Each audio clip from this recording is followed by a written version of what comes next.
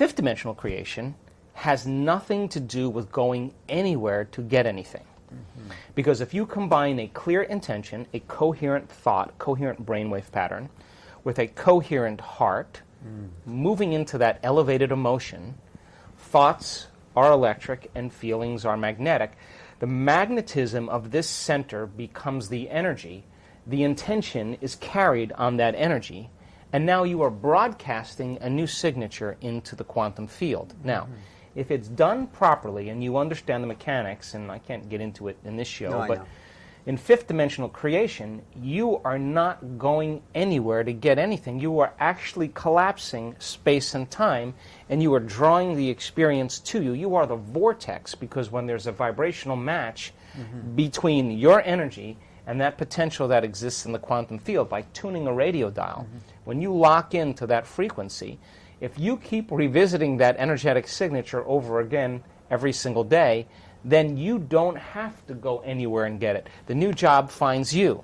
The new house actually finds you. The new relationship finds you, because you are the vortex that's drawing the experience to you. So if you're truly in the creative process, my definition of creation is when I forget about me. I become nobody, no one, no thing, nowhere, in no time. I become pure consciousness. And the moment I reach that elegant moment of the generous present moment, all possibilities in the quantum field exist truly when our brain and body are in the present moment. Getting there is the work.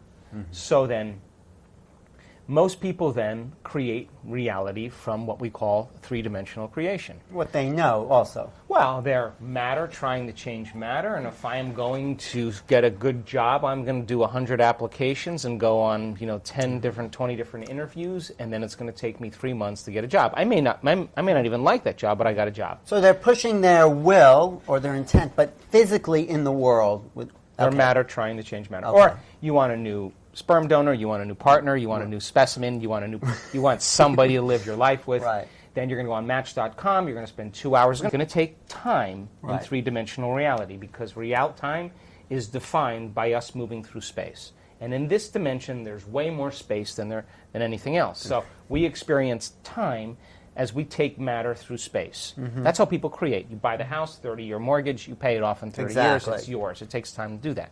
Now, when you teach people how to take their attention off of matter, off of objects, off of the particle, and sense energy and sense space and pay attention to nothing, the moment they begin to open their focus, all of a sudden their brainwaves begin to change from beta to alpha. But not only just alpha, where the imaginary inner world starts to become more real, but very coherent brainwave patterns in alpha. So when you're under stress, you're trying to control that person, that thing, that experience, and your attention is shifting from one thing to the next. Turns out that each one of those things has a neurological network in the brain assigned to it, because we've experienced it.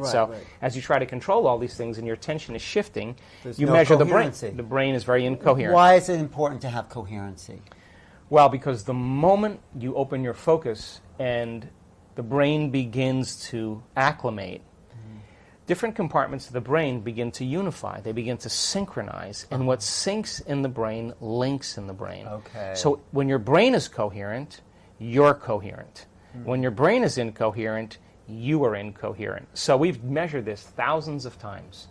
There'll come a moment in our work during a retreat, as an example, by the third day or so. We'll see very large areas of the brain, huge areas, begin to synchronize together.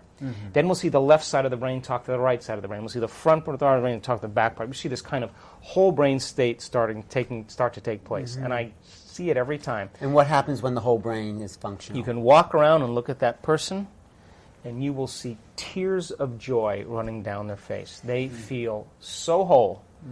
They feel so complete that it's impossible to want. How can you want when you're whole? And that's the moment the magic happens. We see a strip chart, we're measuring someone's brain, and all of a sudden we just see this brrrr, and then there'll be a pause. And then 10 minutes later, brrrr, and we know that's downloads. The person is having epiphanies. They're having downloads. They're getting it from the field. The nervous system's tuning into They're getting it from the field, so something's feeding us from the unknown, if we call it that. Well, we're getting raw information that's beyond our senses. The nervous system really is the superconductor of consciousness.